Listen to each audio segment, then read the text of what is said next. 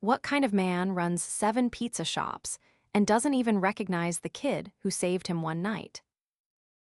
The thought hit Kendrick Kallen like a punch to the stomach as he stood in the back alley behind Store 5, soaked from the evening rain and watching a 20-something delivery driver drag a stranger's stalled car out of traffic with nothing but a rope and sheer grit. But that moment hadn't come yet. 2 weeks earlier, Kendrick had been sitting in his home office just outside of St. Louis reading a pile of reports that didn't feel right. Sales were down in 3 stores. Customer complaints about late deliveries, rude staff, and cold food were piling up.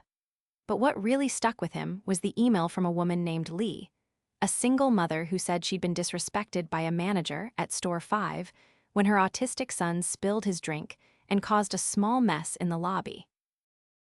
She said the manager rolled his eyes, told her to control her kid, and made her feel like a burden. Kendrick read her message twice. She wasn't asking for free food. She just wanted someone to know how humiliated she felt. That was enough. Store 5 was one of 7 pizza shops he'd built from scratch over the last 15 years. He started with a food truck and a used oven. Now, he had over 80 employees, 7 locations, and a name people recognized. But his people didn't know him. Not anymore. Not since they expanded so fast. Most of the crew had never even seen his face. Kendrick didn't do photo ops. He wasn't on the website. His district manager, Rob, handled most of the day-to-day. Kendrick had always liked it that way until now. So he shaved his beard, dyed his hair, and put on a pair of thick glasses. He added a fake scar above his eyebrow and wore a pizza delivery uniform 2 sizes too big. The name tag said Kyle. Rob didn't know he was coming. None of them did. He picked Store 5 first. It was a Friday afternoon when Kendrick walked through the back entrance. The smell of burnt cheese and fryer oil hit him immediately. There was a small puddle of mop water near the prep station. No one noticed. He stood there for a beat before a voice barked out from behind the counter. "You the new guy?" The manager, a man in his mid-30s with a buzz cut and a permanent scowl, didn't wait for an answer. "You're late. Grab a delivery bag." Kendrick nodded. "Yes, sir, sorry." The guy squinted. "You sound old." "Been out of work for a while," Kendrick said, "trying to get back into it." The manager grunted. "Whatever, just don't screw up. We're short 2 drivers tonight and Leo already walked out. Again." Kendrick kept his head down. He didn't push. He wanted to see how things really worked here. Over the next few hours, he ran pizzas to apartment complexes, trailers, and strip malls. He saw how rushed the kitchen was, how the prep cook, a lean kid named Rico, worked double time while the manager barked from the office. No one helped Rico. The guy didn't even look up when the phones rang off the hook. By 8 o'clock, Kendrick was drained. He hadn't worked on his feet like this in years. His knees ached. But what really hit him was the way the staff kept their heads down like they were used to walking on eggshells. Then something happened that he didn't expect. It was past closing when the last order came in, just a single cheese pizza with garlic knots. Kendrick offered to take it. "Make it your last run," the manager said, "then mop the floor." Kendrick nodded and took the box. The address was 5 blocks away, but as he turned the corner, he saw a man standing next to a stalled car, hazard lights flashing. It was raining hard now. The man was older, maybe early 60s, in a soaked overcoat. He looked like he'd been standing there a while. Kendrick pulled over. "You good?" The man looked up startled. "Battery's dead. My phone too. Been trying to flag someone down." Kendrick glanced at the pizza box. He was already late, but something tugged at him.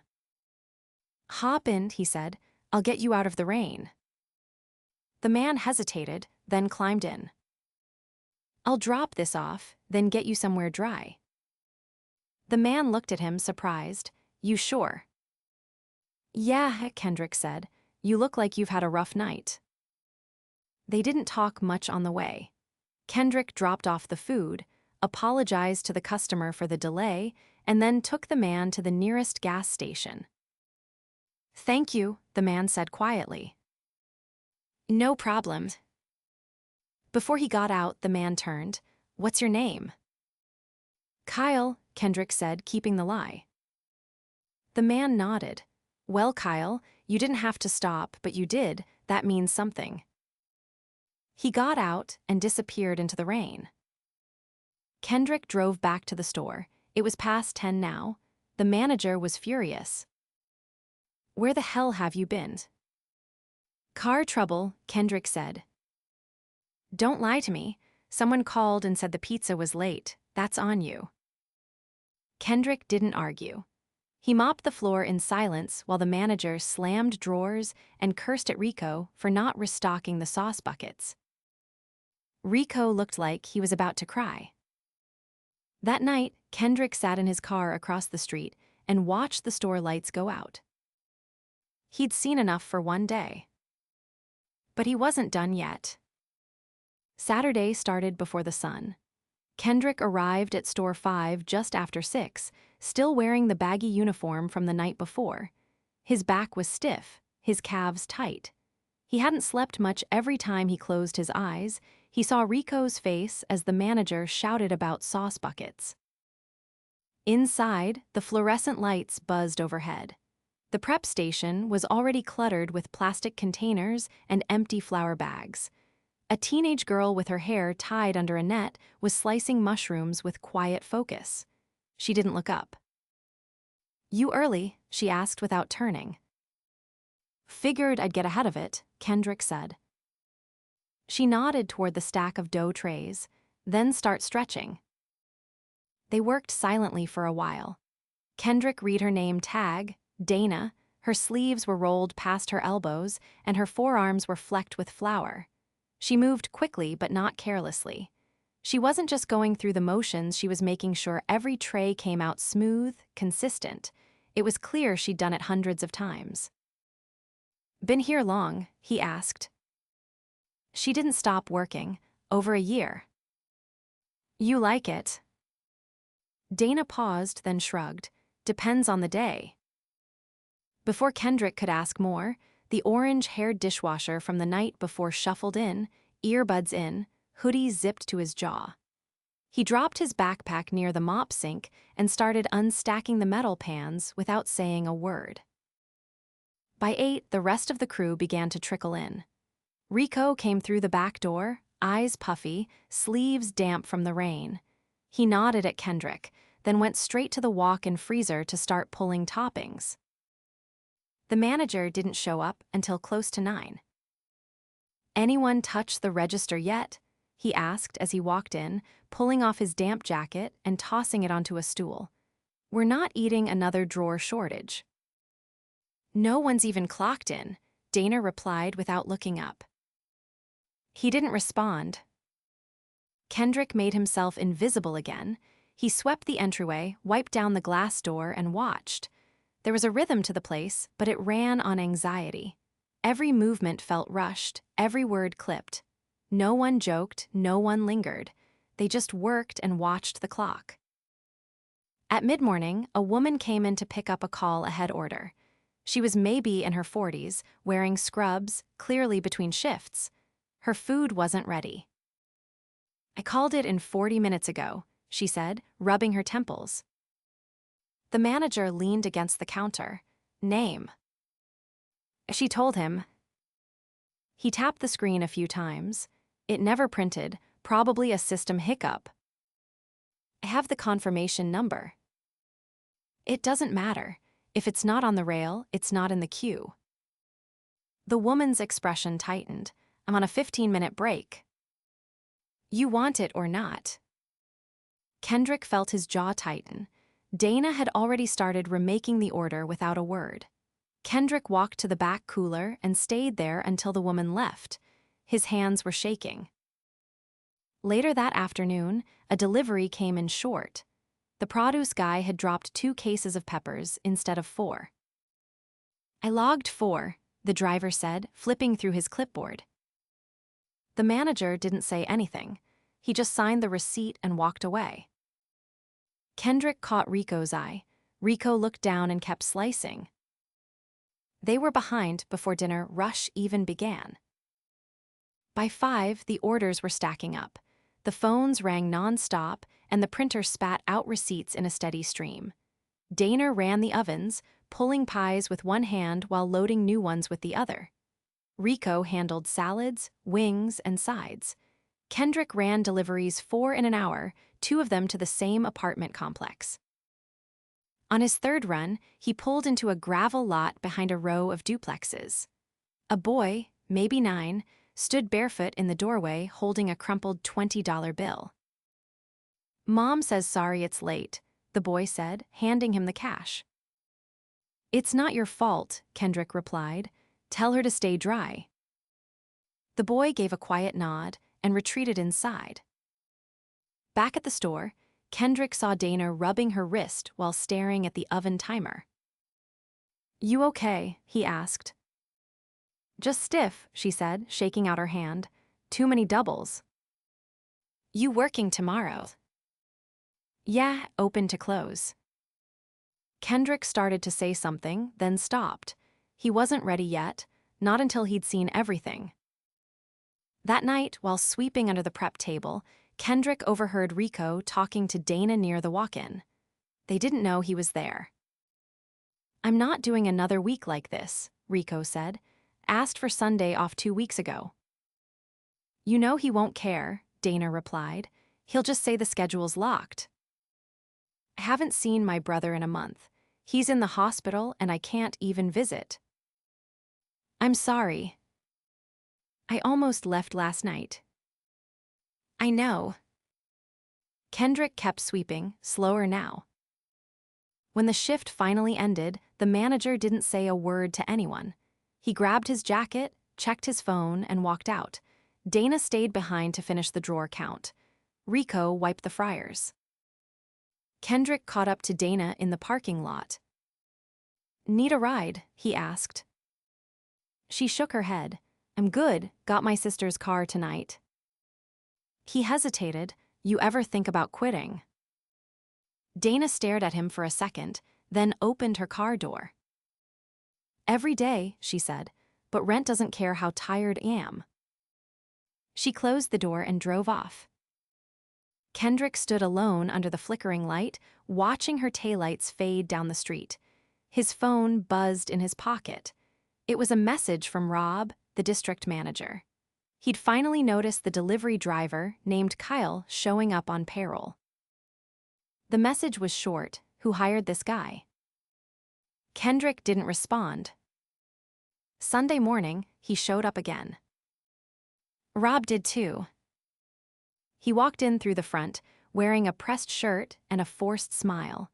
Kendrick was folding boxes near the dish station when he saw him. Rob clapped the manager on the back. "Store looks good."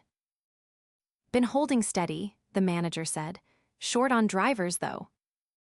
Rob scanned the room, then spotted Kendrick. "That him?" The manager nodded. "New guy." Rob walked over. "Kyle Wright." Kendrick nodded. "You like it here?" "It's busy," Kendrick said. Rob chuckled. "That's a good thing." He turned to the manager. "Make sure he gets trained properly. We don't need another turnover." The manager muttered something and walked away. Rob lingered another few minutes, then left with a free pizza and a soda. No one said anything after he was gone.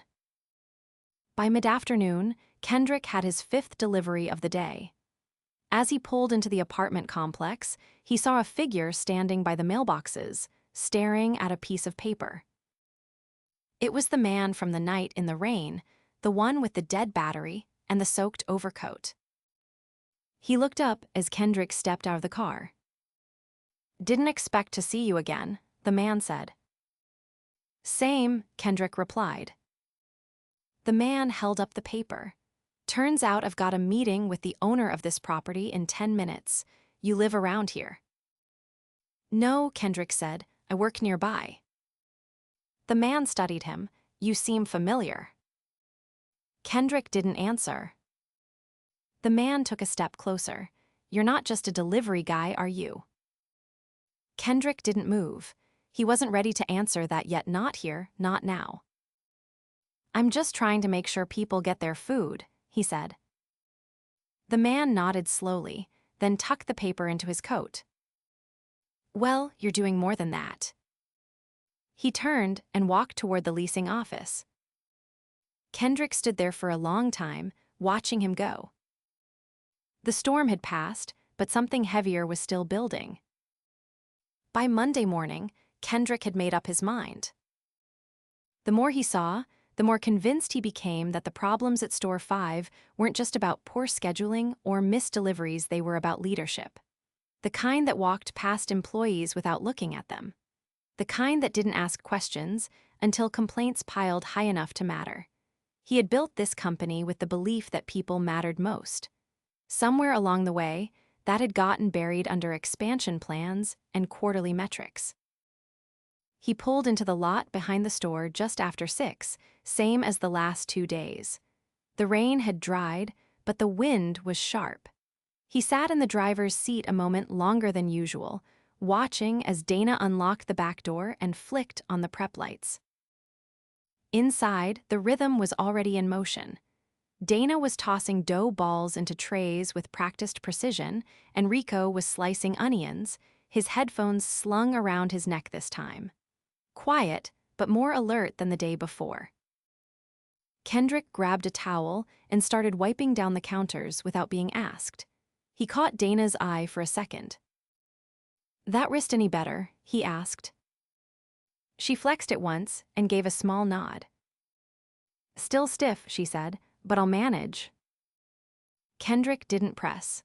Instead, he moved to the dish sink and started rinsing out the old fryer baskets. The manager hadn't arrived yet, which meant the store felt calmer. That calm didn't last. At 8:20, the front door chimed and the manager walked in, holding a disposable coffee cup and humming under his breath. He didn't acknowledge anyone, just walked straight into the office and shut the door. "He ever help with prep?" Kendrick asked, keeping his voice low. Dana didn't look up. "No." The phone started ringing just past 9. Kendrick was assigned the first 2 deliveries of the day, both within 10 minutes, but one in a complex with a busted elevator. By the time he returned, his knees were aching again. He was about to clock back in when the door burst open, and a man with a clipboard stepped inside. "Health inspection," he announced, flashing an ID. The manager came out of the office instantly, face pale. "You're early," he said. The inspector raised an eyebrow. "Am I?" Kendrick stepped aside as the inspector moved through the kitchen, checking temperatures, glancing at labels, scribbling notes. Rico froze at the salad station. "You got these dated?" the inspector asked. Rico hesitated. "They came in yesterday." "Doesn't answer my question." The manager jumped in. "They're fine, we rotate daily." The inspector didn't respond. He opened the cooler, sniffed a container of mushrooms, then made another note. Dana kept working silently. Kendrick noticed her gloves had a small tear at the thumb. She didn't stop to change them. After 20 minutes, the inspector stepped back toward the front. "You'll get the report by end of week. A few things need fixing." The manager smiled tightly. "Nothing major, I hope." The inspector didn't smile. "I wouldn't assume that." He left without another word. The moment the door shut, the manager turned on Rico. "What did it tell you about labeling?" "I was going to." "You were going to get us written up. That's what you were going to do." Dana didn't look up. Kendrick kept his hands still. Rico's hands curled into fists at his sides, but he said nothing. He walked to the back freezer and stayed there. The rest of the day passed under a cloud. No one spoke unless necessary. Kendrick ran orders and kept his head down. By early evening, the tension was thick enough to taste. The breaking point came at 6:43. A woman came in with her daughter, maybe 5 years old, clutching a small stuffed bear. They sat at a booth near the window and waited for their order. Kendrick was behind the counter, wiping trays, when he heard the crash. The girl had dropped her drink. The cup hit the edge of the table and splashed soda across the floor and onto the seat across from her. The manager looked up from the register. "You kidding me?" The mother stood instantly. "I'm so sorry." He was already walking over. "This is why we don't let kids run around." She wasn't. "Then why is there soda across 2 tables? You think I've got time to clean up after this?" The girl started crying. The mother crouched next to her, trying to calm her down while also apologizing again. Kendrick stepped in. "I've got it," he said, grabbing a towel. The manager held up a hand. "No, she needs to know that we're not a daycare." Kendrick didn't blink. "She's a customer, she spilled a drink, let it go." The manager stared at him. "You don't tell me what to do, you've been here 3 days." Kendrick didn't move. "Then maybe it's time I stop pretending." The room went quiet. Dana froze at the oven. Rico stepped halfway out of the prep area. The mother looked confused, her daughter still sniffling in her arms. The manager laughed once, disbelieving. "Pretending what?" Kendrick reached into his jacket and pulled out his phone. He tapped a few times, then held it up. The screen showed the company website. Kendrick's face without the glasses, without the dye, was on the founder's statement page. "My name's Kendrick Kallen. I built this place from the ground up." The manager's face dropped. He looked at Dana, then Rico, then back at Kendrick. "You're lying." Kendrick didn't answer. He just turned to the mother. "Your meal's on the house tonight. Apologize for what just happened." She nodded slowly, still unsure what to make of any of it. Kendrick turned back to the manager. "I've watched you ignore your team, belittle customers, cut corners, and take zero responsibility for anything except your own comfort."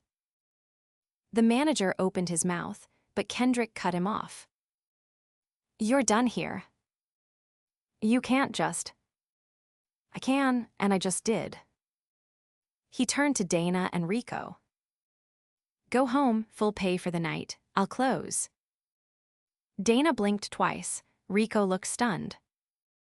Kendrick turned to the mother one last time. "Again, I'm sorry." Then he picked up the mop and started cleaning the spill himself. No one moved for a few seconds, then Dana helped him without a word. Rico disappeared into the back, returning with a fresh rag. The manager stood frozen, unsure whether to argue or walk out. Kendrick didn't look at him again. He didn't have to.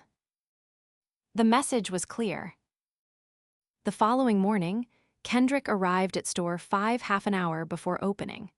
The air inside still carried the scent of tomato paste and yeast from the night before, but something about the silence felt different, less strained. He grabbed a clipboard from the counter and began walking the perimeter.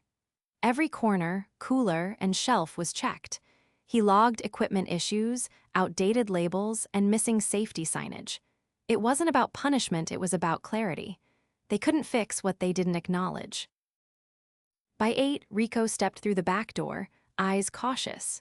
He paused when he saw Kendrick kneeling by the sauce well, checking the drain line. "You're here early," Rico said.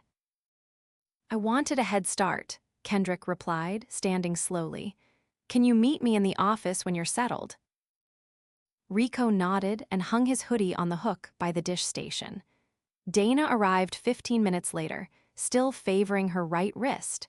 She noticed the clipboard under Kendrick's arm and frowned slightly. "Something wrong?" Nothing new, Kendrick said, but I'm making sure it stays that way. Dana raised an eyebrow, but didn't push. In the office, Kendrick sat behind the desk that had been used more for scrolling through sports scores than managing people. Rico sat across from him, arms crossed lightly over his chest. I owe you a real conversation, Kendrick began. You've been running this kitchen without support. That's on me. Rico didn't respond right away. When he did, his voice was quieter than Kendrick expected. Thought about quitting yesterday. I know. Rico looked at the edge of the desk. I didn't because of Dana. She carries more than she ever says. I saw. Kendrick reached into his bag and pulled out a printed schedule. I've brought in a shift lead from store 2. Solid guy. He'll take over weekends starting Friday. That means you get Sundays off permanently. Rico's eyes moved slowly across the page. You're serious? I don't do performative fixes, Kendrick said. If I can't make it last, I don't do it at all. Rico exhaled through his nose, the first sign of release Kendrick had seen on his face. I'll stay through the end of the month. If it works, I'm in. Kendrick nodded, fair. He stood, extended a hand. Rico took it without hesitation. Later that morning, Kendrick met with Dana after she'd finished folding the last of the morning dough trays. She leaned against the prep table, arms dusted in flour. I haven't seen the manager's car, she said. You won't again, Kendrick replied. Dana didn't react right away. So, what now? You just run the store yourself. Temporarily. I'm bringing in someone to manage, but not until I've gotten through one full week firsthand. I need to know what I'm handing off. Dana picked up a tray and slid it onto the shelf. You're not what I expected. I'm not proud of that. She glanced at him. You're trying, that helps. Kendrick nodded once. About your wrist, have it looked at. I'll cover it. I can still work. I'm not asking if you can. I'm saying you shouldn't have to. Dana didn't argue, but her posture softened slightly. By noon, Kendrick was on the line with Rico, running slices and prepping salads. Orders came in steady, but not overwhelming. Without the tension of the former manager's presence, the crew moved smoother, spoke more. Kendrick saw Rico offer to help the dishwasher with sauce buckets. Dana trained a new part-timer on oven rotation without being asked. At 2, Rob arrived. He pushed through the front door with a confused look, scanning the space like something was out of place. Kendrick met him at the counter before he could speak. Come with me. Rob followed him to the office. Kendrick closed the door behind them. You knew, Kendrick said. Rob's brow creased. Knew what? Kendrick's voice didn't rise, but it sharpened. How that manager spoke to people, how he ran the store like a bunker. You've had complaints. Rob leaned against the doorframe. We get complaints all the time. It's fast food, Kendrick. No, it's people. We built this company on the idea that we treat each other like human beings. Rob crossed his arms. So what, you fire him and now everything's fixed? It's not fixed, but it's no longer rotting. Rob's jaw tightened. You went behind my back. I went to see the truth. You were supposed to bring it to me. Kendrick pulled a folder from the desk. Effective immediately, I'm restructuring oversight. Each store will have a rotating senior lead reporting directly to me once a month. You'll remain in your role, but you'll share accountability. Rob didn't answer. He looked at the folder, then at Kendrick. You think this store is special? No, Kendrick said. I think this store showed me what we could lose if we stopped paying attention. Rob left without another word. Over the next 3 days, Kendrick worked every shift. He cleaned grease traps, ran deliveries, restocked the cooler, and took the trash out after close. He learned the back route to the apartment complex with the broken keypad. He figured out that Dana preferred to close the oven station because it gave her a sense of closure. He noticed how Rico tapped his ring finger against the prep table when the rush was coming, and how the new guy, Marcus, always double-checked the ticket before boxing wings. He made notes, but more importantly, he stayed present. On Friday afternoon, Kendrick gathered the staff in the back room during lull hour. The dough was resting, the oven was on low, phones were quiet. He stood with his arms crossed, not behind a desk, not above them. I came here because I stopped recognizing my own company. I thought I could lead from a distance. I was wrong. Dana leaned against the sink, arms folded but listening. Rico stood near the walk-in, towel draped over his shoulder. I met a man during a delivery last week, Kendrick continued. His car had broken down. I gave him a ride, didn't think much of it. Turns out he's the landlord for this shopping center. He said he's seen more employees walk out of this store than any other tenant. Kendrick looked around the room. That ends now. He stepped aside and motioned to the doorway. A new figure entered, a woman with cropped hair, early 40s, wearing a neatly pressed store polo. She carried a small notepad tucked into her back pocket. This is Lena. She's the new general manager. 10 years in hospitality, started as a dishwasher. I've worked with her. She doesn't tolerate disrespect, and she doesn't give it. Lena gave a quick nod. I'm here to earn your trust, not demand it. Kendrick looked back at the group. You've all held this store together in spite of how it's been run. That changes now. You'll have the resources, time, and support to do more than survive. Rico cracked a knuckle. Dana glanced at Lena, then at Kendrick. You really gonna keep coming back? She asked. I can't promise weekly visits, Kendrick replied, but I can promise I won't disappear again. He pulled a plain envelope from his back pocket and handed it to Rico. Your brother, how's he doing? Rico blinked, stable, still in recovery. There's a fund in there, quiet, no press, use it however your family needs it. Rico started to speak, but Kendrick stopped him with a hand. No speeches, just do what's right. He turned to Dana. You've carried more than your share. Starting next week, you're training for assistant manager, with pay to match. Dana opened her mouth, closed it, then nodded once. Okay. Kendrick stepped back. I'm proud of you all. I forgot what it meant to be proud of something real. He left the room without waiting for applause. That night, he stood outside the store alone, watching the warm glow of the kitchen spill through the windows. Inside, Dana was showing Marcus how to rotate pies more efficiently. Rico was laughing at something Lena said near the sink. The dishwasher tossed a wet rag into the bin and cracked a smile as he stretched his back. Kendrick reached into his coat and pulled out a folded piece of paper. It was the original customer complaint, the one from Lee, the mother whose son had spilled his drink. He had already called her that morning, apologized directly, told her the store had changed hands, and offered her a personal invitation to visit again when she was ready. She said she might. He watched the staff move inside, not like workers under pressure, but like people who finally had room to breathe.